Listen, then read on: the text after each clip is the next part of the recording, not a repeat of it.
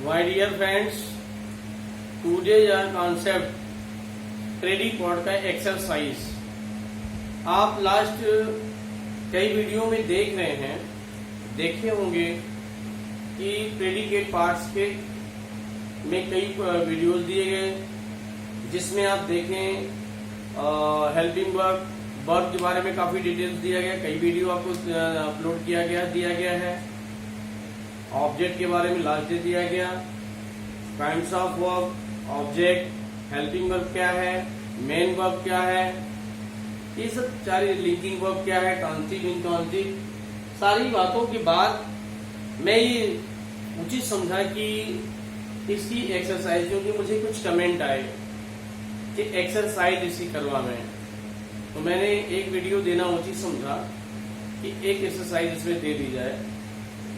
देखिए, एक्सरसाइज में आपको इधर आपका सब्जेक्ट पार्ट दिया गया है। जिस प्रकार से मैंने सब्जेक्ट पार्ट में एक्सरसाइज दिया था, तो सब्जेक्ट पार्ट में कैसे फिलअप करना है, एक प्रॉपरली उसको कैसे फिलअप करेंगे, मैंने एक्सरसाइज के माध्यम से आपको बताया था। अब आज प्रेडिकेट पार्ट की एक्सरसाइज है। ये सब्जेक्ट पार्ट दिया गया है, ये ब्रैकेट में प्रेडिकेट पार्ट है। सारे जितने भी प्रेडिकेट पार्ट्स होते हैं, जैसे कि प्रेडिकेट में पहला आपका हेल्पिंग वर्ब हो जाएगा, फिर आपका मेन वर्ब हो जाएगा, फिर आपका ऑब्जेक्ट हो जाएगा। ऑब्जेक्ट को मैंने कई बार बताया, लास्ट वीडियो में ही दिया गया कि ऑब्जेक्ट में भी डायरेक्ट ऑब्जेक्ट और इनडायरेक्ट ऑब्जेक्ट हो जाएगा। तो डायरेक्ट ऑब्जेक्ट अगर पहले आता है, इनडायरेक्ट बाद में आता है, तो टू फार की जरूरत है। अगर इनडायरेक्ट पहले आ जाता है तो टू फार की जरूरत नहीं है। इस प्रकार से अब यहाँ लिंकिंग वर्ब के लिए क्या आपको देखना है, आपको ब्रैकेट में ये देखना है क्या दिया है, और ए, वाज और किंग। तो सबसे पहले तो हम वर्ब रखेंगे। वर्ब में क्या हो जाएगा, वाज और किंग बन गया, ही वॉज अ किंग। यहां मैंने ए पढ़ा, लेकिन यहां मैं अ कह रहा हूं, तो ये प्रोनाउंसिएशन ऑफ ए है। जब किसी सेंटेंस में हम ए का उच्चारण प्रोनाउंसिएशन करते हैं, स्टार्टिंग में हो या मिड में हो, वो अ से ही किया जाएगा। लेकिन सिंगल में हम सेपरेटली जब इसका प्रोनाउंसिएशन करेंगे तो वो ए से किया जाता है।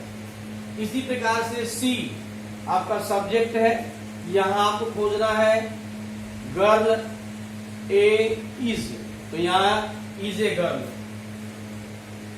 इज ए गर्ल है। क्या ग्रामर के दृष्टिकोण से आप ये देखिए, ग्रामर में हम क्या देखें, इसको सिद्ध कैसे करें। जब मैंने बताया है लिंकिंग वर्ब में, ये सब लिंकिंग वर्ब है, नॉट ये फंक्शन में ये नहीं आ रहा है आपका हेल्पिंग वर्ब, यहाँ नहीं है। ये वाज, इज, ये आपका लिंकिंग वर्ब है, न कि हेल्पिंग वर्ब। क्योंकि हेल्पिंग वर्ब वो होती है जो मेन वर्ब की सहायता करती है, हेल्प करती है। तो यहाँ तो कोई मेन वर्ब है ही नहीं, तो जब मेन वर्ब नहीं है तो किसकी हेल्प कर रही है।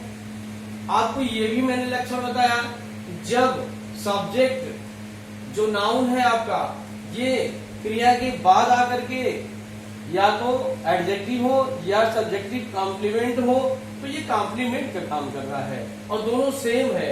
ही किंग ही है राजा, ये दोनों सेम है, इसलिए ये लिंकिंग वर्ब है।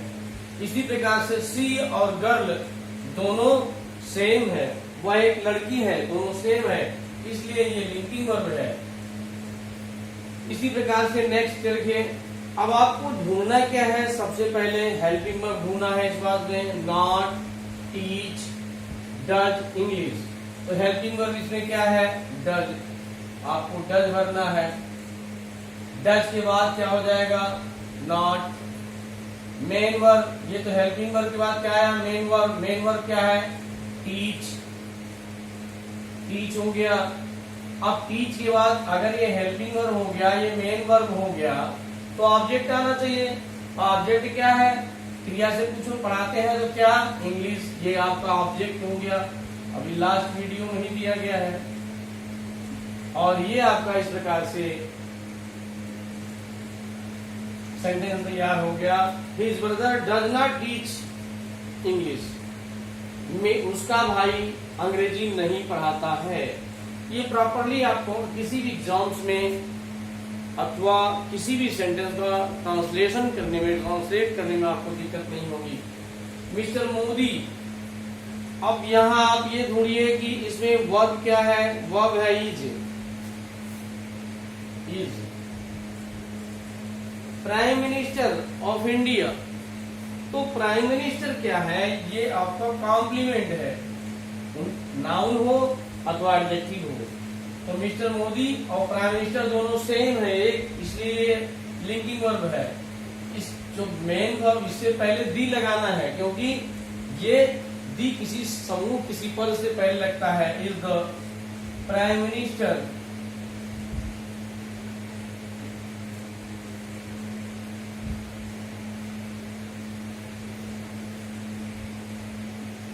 Of India. Mister Modi is the prime minister of India. अगला दे। अब दे के बाद आपको हेल्पिंग वर्ब ढूंढना है। कहीं है हेल्पिंग वर्ब? कुड है, मिल गया। Yesterday not play could cricket. यहां पर कुड आपका हेल्पिंग वर्ब है और कुड के साथ हेल्पिंग वर्ब में अगर नॉट है तो ठीक, हेल्पिंग वर्ब के बाद हो जाएगा कुड नॉट। कहीं से मुझे एक कमेंट आया था कि what is difference between model auxiliary verb, model और प्राइमरी ऑक्सिलरी वर्ब। तो what is difference between model and primary auxiliary verb. तो ये ध्यान रखिए, मॉडल ऑक्सिलरी वर्ब जनरली नहीं,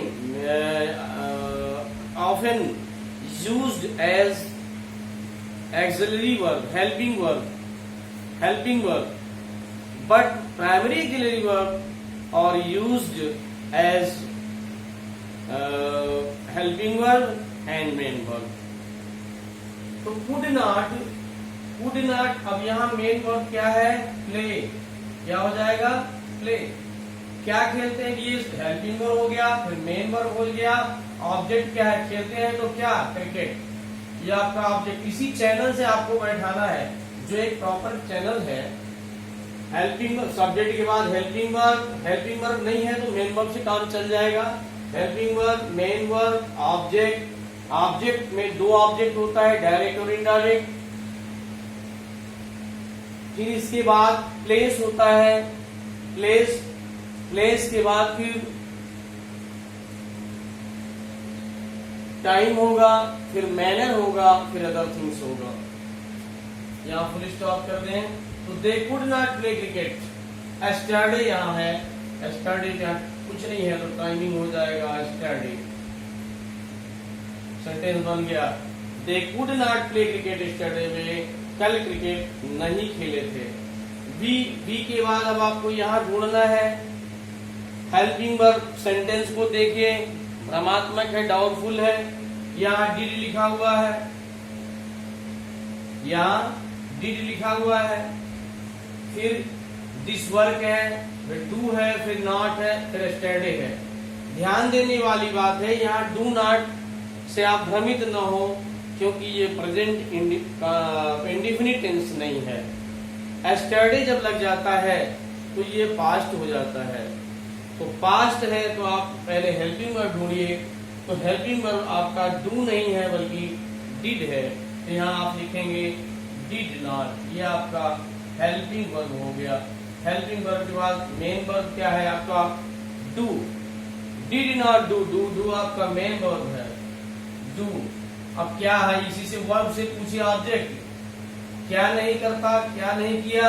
यह कार्य, दिस वर्क। ये दिस वर्क आपका ऑब्जेक्ट है। एस्टरडे आपका टाइमिंग है, ये लास्ट में होगा।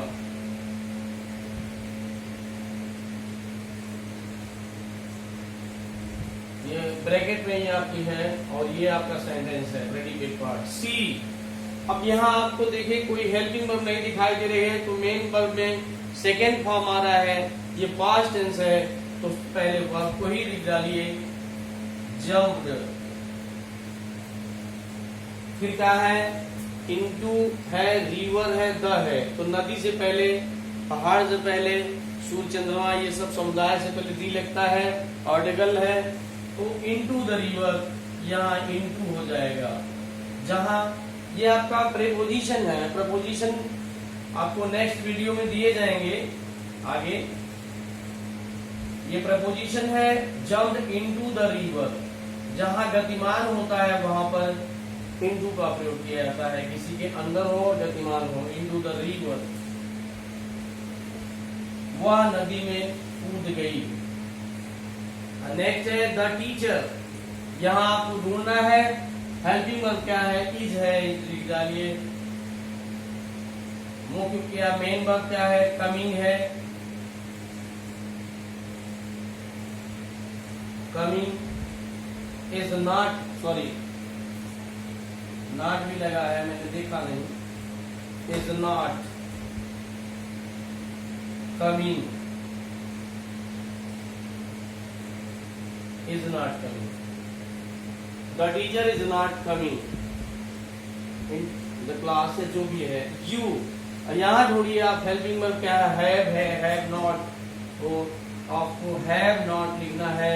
मेन वर्ब क्या है, डू, डिड, डन, वर्ब का थर्ड फॉर्म परफेक्ट में लगता है, डन।